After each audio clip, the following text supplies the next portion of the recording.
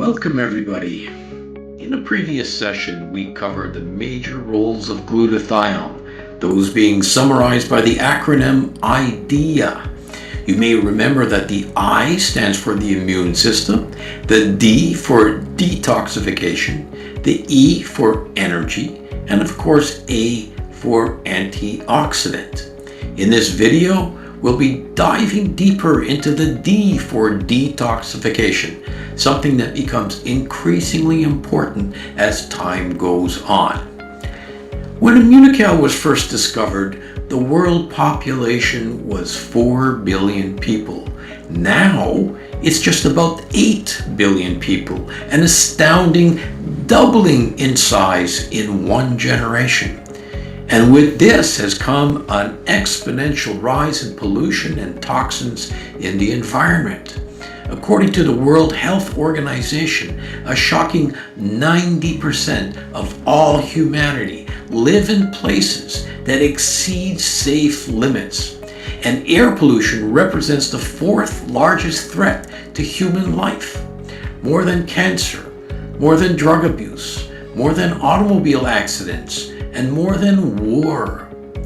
Now, how does our body deal with this? We're adaptable creatures, but even Mother Nature has its limits to abuse. We have built-in mechanisms to attempt to rid ourselves of toxins. We have major organs like the liver and kidneys that specialize in this area, but each and every single cell in our body has its own independent detoxification mechanisms. And key to all of this is our topic today, glutathione.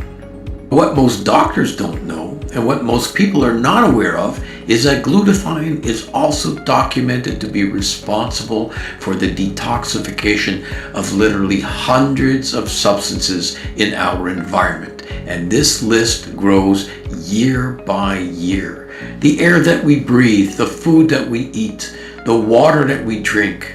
Let's just look at a short list of what we depend on glutathione for their detoxification. Pesticides, herbicides, automobile fumes, cigarette smoke, heavy metals like mercury and lead, and the list goes on and on. Smoked or artificially flavored foods, pickled, barbecued or preserved meats, cleaning solutions, paint or carpets, radiation, dental amalgams. We are surrounded. We even have a list of new diseases in medical books that we call environmental diseases, like multiple chemical sensitivity, sick house syndrome. Even chronic fatigue syndrome has been linked to chemical exposures. An interesting fact is that it is no coincidence that the highest levels of glutathione appear in the liver, our major organ of detoxification. Levels are almost as high in the kidneys for the same reason. However, because of the bombardment of free radicals and toxins, these organs need help in doing their jobs. Fortunately, glutathione detoxifies these substances in a number of different ways. We can get into things like the different phases of liver detoxification that glutathione is involved in, but that would be beyond the scope of this lecture. If anybody's interested in diving into this topic, I welcome you to read my latest book on glutathione that covers this in detail.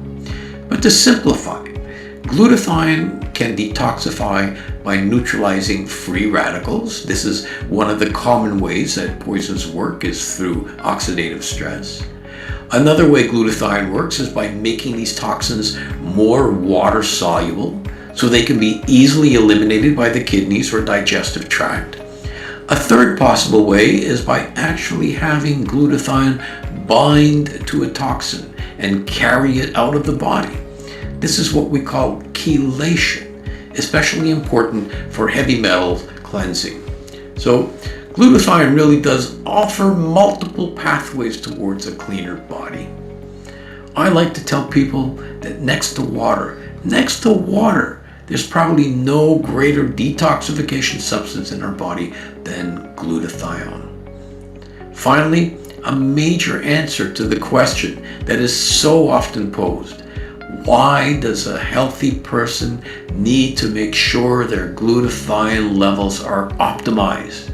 Well, when it comes to detoxification, even the healthiest individuals are, on a second-by-second basis, exposed to agents in our environment that can adversely affect our health, our well-being, and our enjoyment of life. Raising glutathione is a must in this hazardous world.